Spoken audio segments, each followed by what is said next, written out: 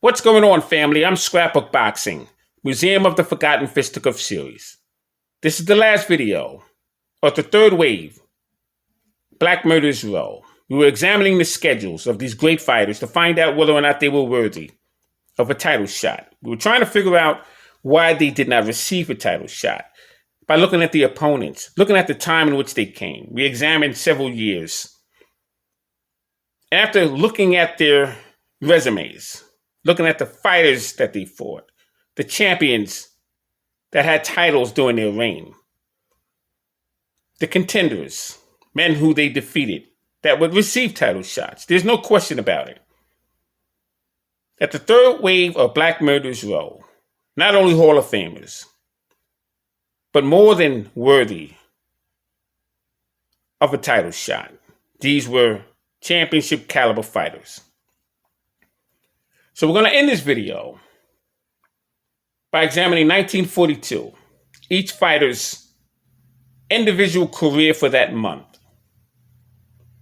And then we'll end the video completely with a complete history of the Black Murdersrow, beginning 1704 to 1710. Bill Richmond, Tom Molyneux. They would both face Tom Cribb.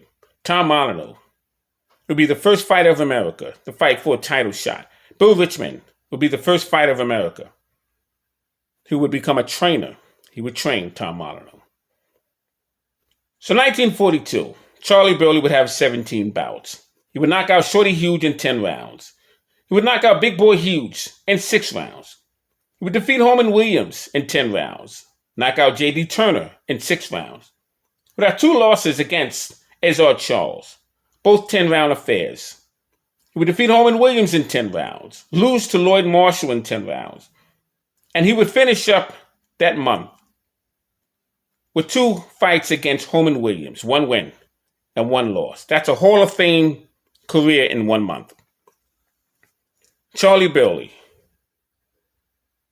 one of 9 children. He was something else, the only boy in his family. And there's still questions about how he would do with the great Ray Robinson and many others. Charlie Burley would knock out Harry Bobo, who was a heavyweight, in sparring. He knocked out Jersey Joe Walcott in sparring. Eddie Futch had witnessed this firsthand. November 27th, 1942, Archie Moore would defeat Jack Chase, 10 rounds, San Diego, California. It was a middleweight affair. And Archie Moore, as we know, would become the light heavyweight champion in 1952 when he would defeat Joey Maxim. Jack Chase would become the California State middleweight champion when he would defeat Eddie Booker, and a California light heavyweight champion when he would defeat Watson Jones. December 4th, 1942, Henry Armstrong knocks out Lou Jenkins in 6 rounds. Lou Jenkins would become the lightweight champion when he would knock out Lou Ambers in 3 rounds. Cracked his jaw, sent him to the hospital. And Lou Jenkins would be stopped by Henry Armstrong in 1942. Armstrong would lose his welterweight championship belt to Fitzy Zivik in 1940, October 4th to be exact. So his best years were behind him. 1937 alone, he would have 27 bouts. He would defeat 27 opponents, 26 by knockout. Only fighter he didn't knock out was Artie Sporty, who he knocked out twice in 43-44. Henry Armstrong would be the first Black American featherweight champion and the 3rd fighter to fight in the famous Madison Square Garden. He would be a 3-time, 3-weight division world champion. Hold those titles simultaneously. December 11th, 1942, Eddie Booker draws in 12 rounds to Archie Moore. California middleweight championship crown was on the line. They fought in San Diego, California. December 18th, 1942, lightweight Bo Jack knocks out New Jersey's Tippy Larkin, 3 rounds, New York's Madison Square Garden. It's for the New York SAC lightweight championship crown. What a fighter Bojack was. He would have 21 main event bouts at New York Madison Square Garden. Tippy Larkin would have 19. Two all outstanding fighters. 1942, Jimmy Bivens had 8 bouts. He would take on Billy Seuss, Gus Lesnovich, Joey Maxim, Tammy Mariello, Bob Pastor, Lee Savoy. He would lose to Bob Pastor in their second fight. All this took place in 1942. And Jimmy Bivens would hold the duration light heavyweight and duration heavyweight championship title during the war.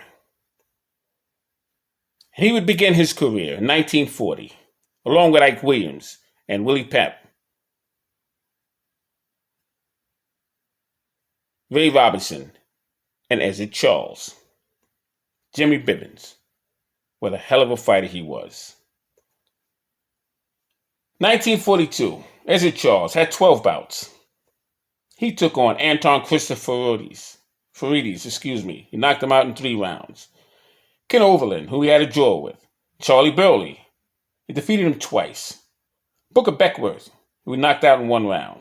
Jose Basora, who he would stop in 5 rounds. Moses Brown, knocking him out in 6 rounds. And Joey Maxim, who defeated twice. 1942. What a year for these outstanding fighters. Now, as we take a look at Holman Williams in 1942, he had 14 bouts. Now, he took on Jose Basora, defeated him in 6 rounds. Coco Kid, 12 rounds. He would defeat him. 1 win and 3 losses against Charlie Burley, all 10-round affairs. He would lose in 10 rounds to Coco Kid. He would defeat Kid Tenoro in 12 rounds. He would knock out Randy Brown in 5 rounds. Lorenzo Strickland, he would go 10 with him and end with a victory. Holman Williams, I have him number 1, greatest black Murdersrow fighter. Charlie Burley, number 2. Coco Kid, number 3. Lloyd Marshall, number 4. 1942, Jack Chase had 17 bouts. His biggest win was with Big Boy Hughes. He had 2 draws, 1 loss, 3 knockouts. What a fighter Jack Chase was. Started off his career with Little Joe Louis. Now let's dive into the complete history of the Black Murdersrow, beginning 1704 to 1943.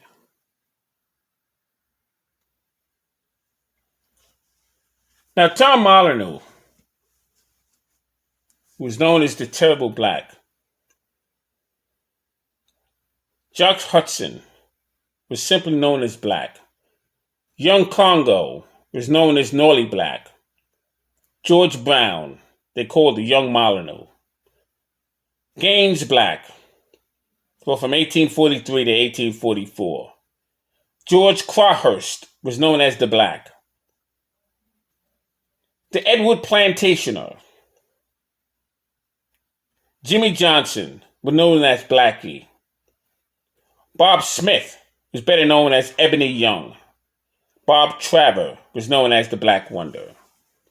These are all fighters who were bare knuckles, and they were the best at their craft during the time in which they came.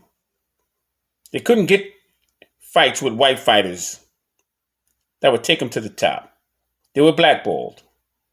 They were part of the first wave of Black Murdersrow. Now, Joe Jeannette, he stood 5 foot 10 inches. He had a 74-inch reach. He was a heavyweight. Had a record of 104 total bouts, 83 wins, 10 losses, 69 knockouts, 10 draws, and he was stopped twice. November 11th, 1904. June 1st, 1922. He won a colored heavyweight championship crown. Faced Sam Langford 14 times. Faced Sam McVeigh. Took on great black fighters, such as Jack Johnson 10 times. Kid Norfolk had 2 losses. Battling Jim Johnson 8 times. George Kid Cotton. He was in the ring with George Coles. Jeff Clark, the Joplin Ghost, 11 times. Cleve Hawkins. He faced John Lester Johnson. Bill Tate, Harry Wills twice, and Black Bill. What a phenomenal fighter Joe Jeannette was. The Iron Man of Hoboken, New Jersey.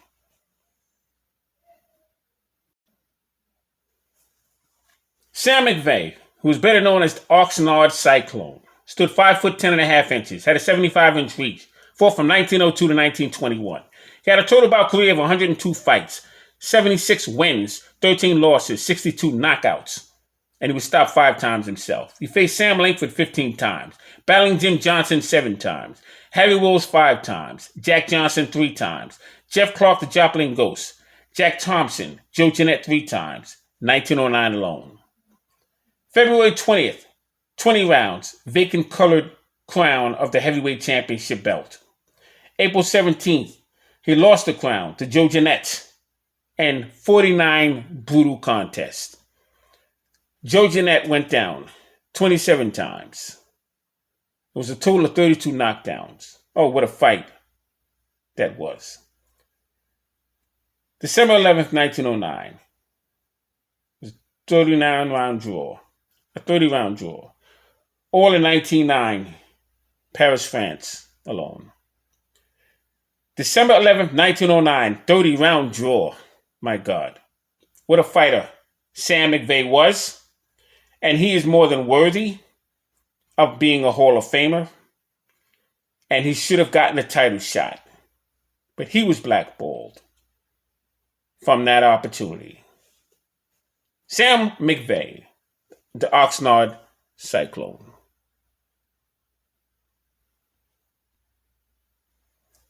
Harry Wills, the Brown Panther, born May 15th, 1889, New Orleans.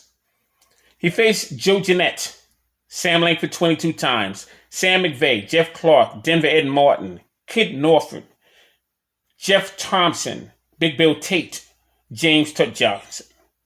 You could find Harry Wills in gymnasiums such as the Queensboro Atlantic Club, New Orleans Athletic Club, Stillman's Gymnasium, and Grubb's Gym located on 116th Street. Harry Wills would end his career as a landlord, owning many housing developments. What a fighter Harry Wills was. He is well deserving of being a Hall of Famer. And he should have received the title shot, 1924, with the Manasseh Molar, Jack Dempsey. Now, Dave Holly was a master defenseman. He was a master of the shoulder roll. He was born March 2nd, Camden, New Jersey, 1881, Westchester, Pennsylvania. He stood 5 foot 8 and a half inches, weighed 133 to 135 pounds. He had a 72 and a half inch reach with a record of 73 wins, 29 losses, 24 knockouts, and 3 no contests. He was in the ring with Barbados Demon Joe Walcott, Dixie Kid, Sam Langford, and Joe Gans. Then you would have Jack Blackburn, had a record of 168 total bouts, 117 wins, and 34 knockouts. He was born May 20th, 1883, and he died April 24th, 1942 in Chicago. He trained Lou Ambers, Sammy Mandel, Jersey Joe Walcott, Joe Louis, Charles Bud Taylor. He was in the ring with Harry Greb and Joe Gans, Sam Langford 6 times, George Cold, Larry Williams, Gunboat Smith, Panama Joe Gans, William Langford, Eddie Palmer, Kid Norford, Philadelphia, Jack O'Brien. These two men, Dave Holly and Jack Blackburn, not only deserve to be in the Hall of Fame, they also deserve to have a title shot. Jack Blackburn never received a Hall of Fame inductee as a fighter, but he is in there as a trainer. And he should be, but he should also be in there as a fighter, because that he was. He deserved the title shot, as did Dave Holly. Larry Temple, 1922, was born 1882. And he weighed 145 to 165 pounds. He was in the ring with George Cole, Black Bill, Jack Blackburn, Dixie Kid, Sam Langford, as well as young Jack Johnson, I should say. Jamaica Kid, Jeff Clark 4 times, young Peter Jackson, Sam Langford 3 times. He was an outstanding fighter. He was the creator of the Bolo Punch. George Godfrey, the Leaperville Shadow, became the colored heavyweight champion, and he would lose the title to Al Gaynor. But he would pick up the title, originally from Al Gaynor, and he would lose the title again to Obie Walker. Obie Walker fought Elmer Violet Ray 14 times. These men not only deserved to be in the Boxing Hall of Fame, they deserved a shot at the title, which they would never receive. And that's criminal within itself. They were part of the second wave of Black Murdersrow.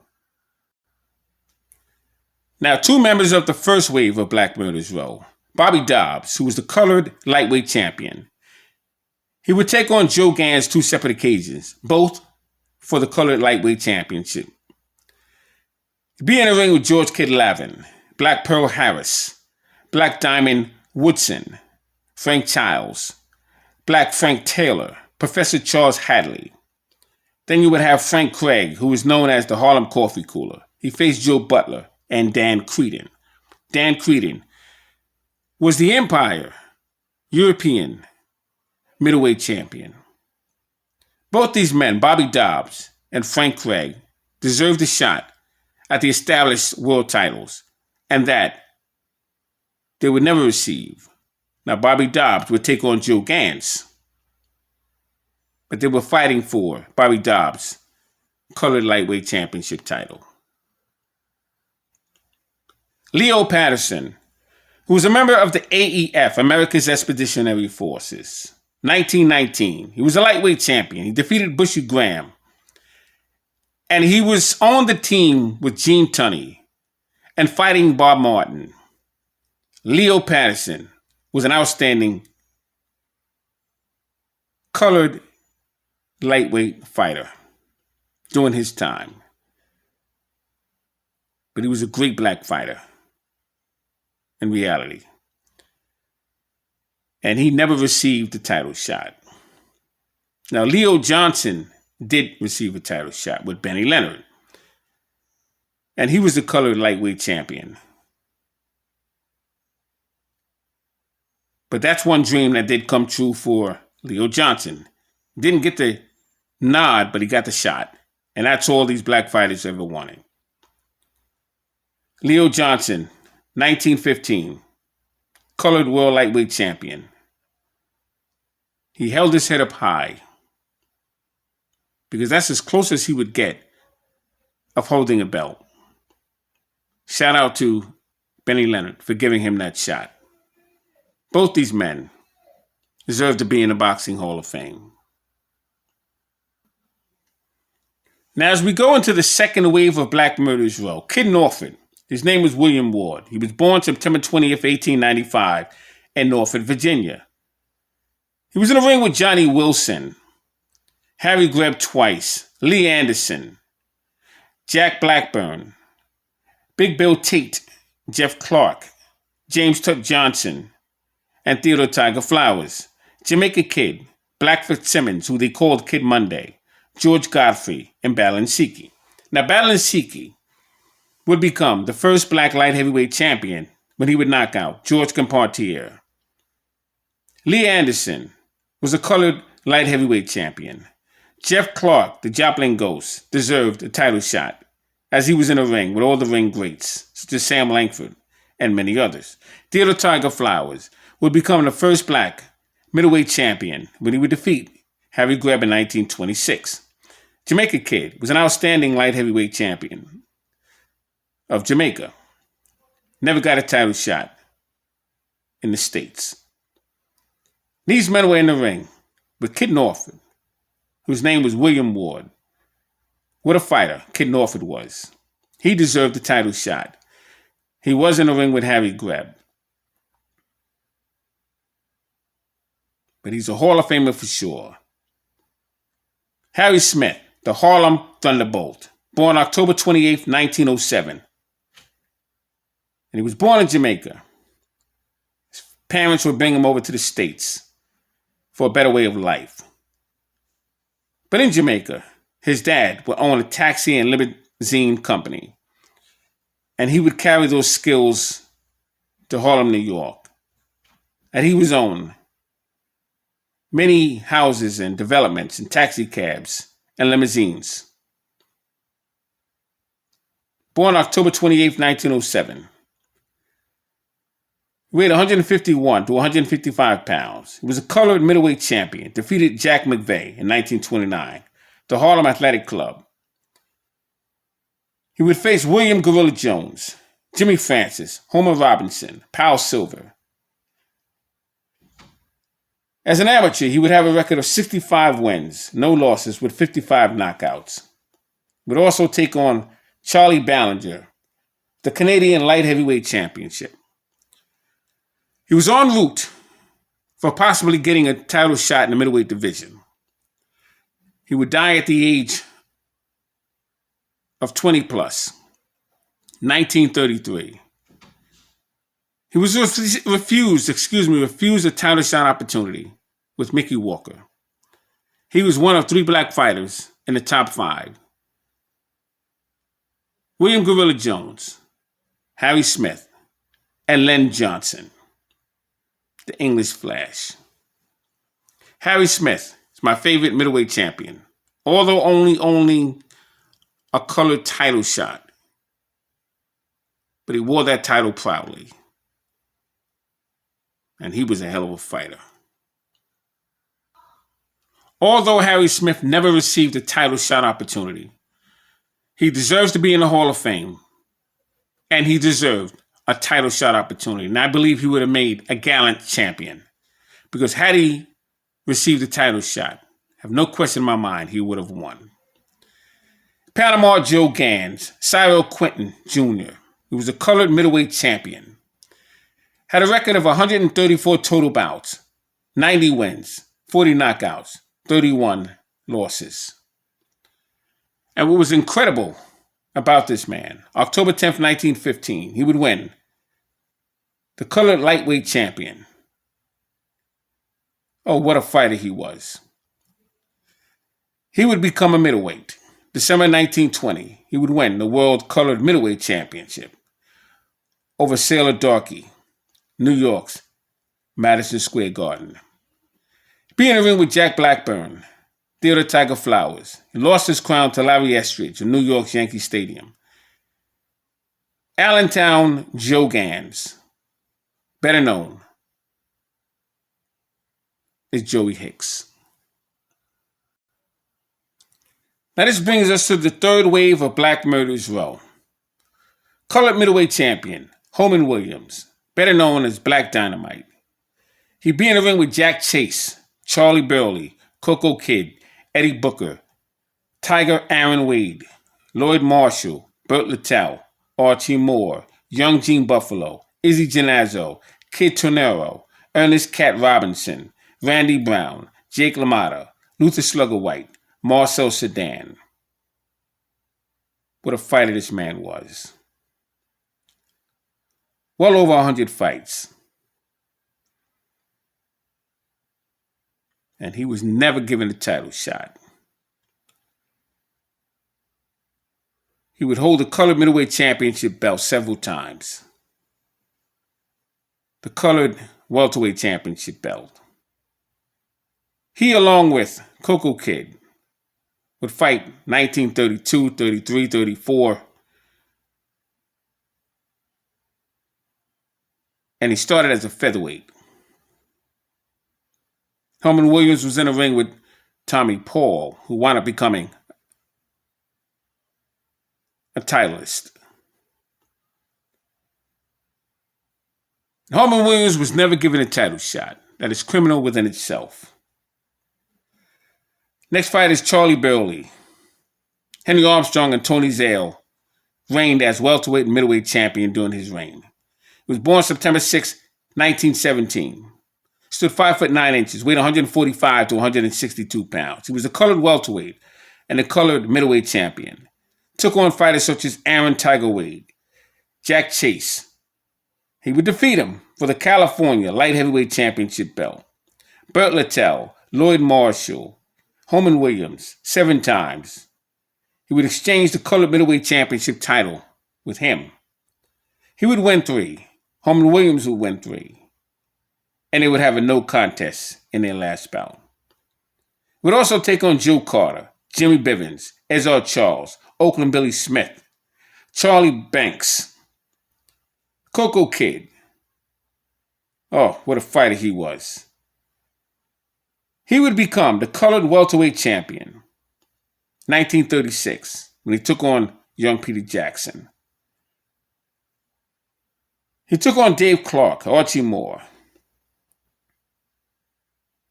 Coco Kid was an outstanding fighter.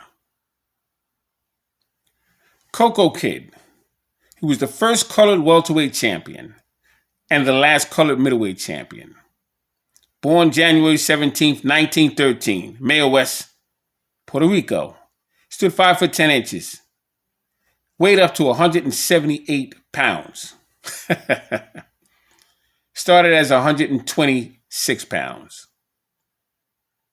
He had 249 total bouts, 178 wins, 53 losses, 10 draws, 42 knockouts, and 1 no contest. Was in the ring with young Peter Jackson, Tiger Aaron Wade, Charlie Burley twice, Jack Chase, Holman Williams 14 times, defeating him 9, Eddie Palmer, Burt Littell 3 times. What a fighter Coco Kid was. Having ranked number 3, is the greatest black Murdersrow fighter. Lloyd Marshall had a record of over 100 fights. What a fighter he was. He had 99 total bouts, plus 1, 70 wins, 25 losses, and 36 knockouts. He fought Jimmy Bivens for the duration light heavyweight championship crown in 1943. Was in a ring with Ken Overland, Seferino Garcia, Eddie Booker, Charlie Burley, Lou Bullard, Teddy Urath, Curtis the Hatchet Man Shepherd. Was in there with Jack Chase and Holman Williams, Anton Christopheridis, Jack LaMotta, Nate Bolden, Joey Maxim, Ezard Charles, Freddie Mills, Oakland Billy Smith, Joe Carter, and Harry Kid Matthews, Carl Bobo Olsen, and Watson Jones. What a fighter this man was. Unbelievable. Lloyd Marshall. Burt Littell was also an outstanding fighter. He was a middleweight. Often fought himself in Stillman's gym.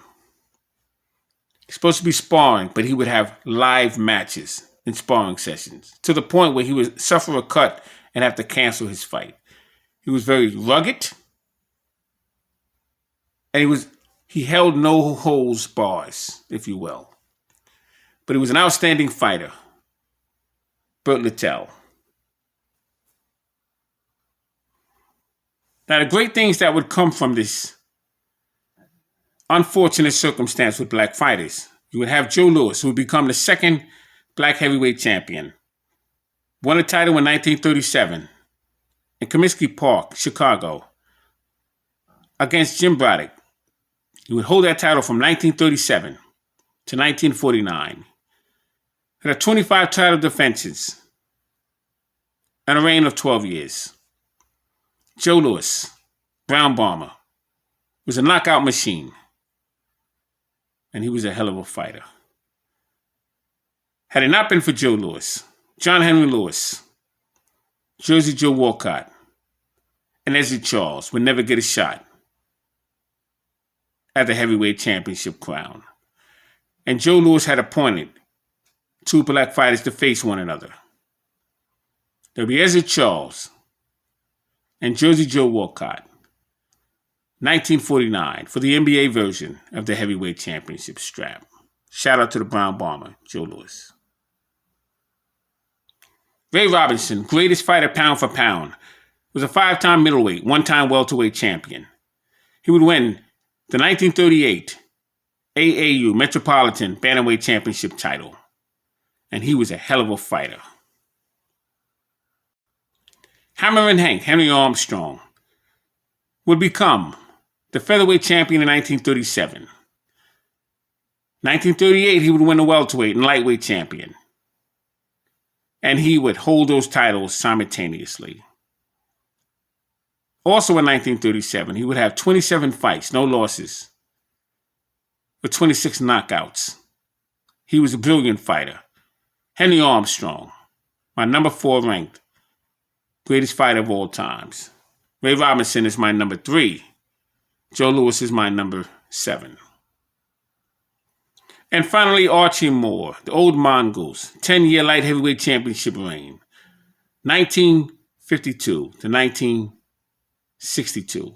And of course, Ezzard Charles. He would become the heavyweight champion in 1949. I'm Scrapbook Boxing, Museum of the Forgotten Fisticuff series. All great fights and all great fighters will never be forgotten on my channel. Thanks for watching all the videos of the third wave of Black Murdersrow in their fight schedules. See you next time. Peace.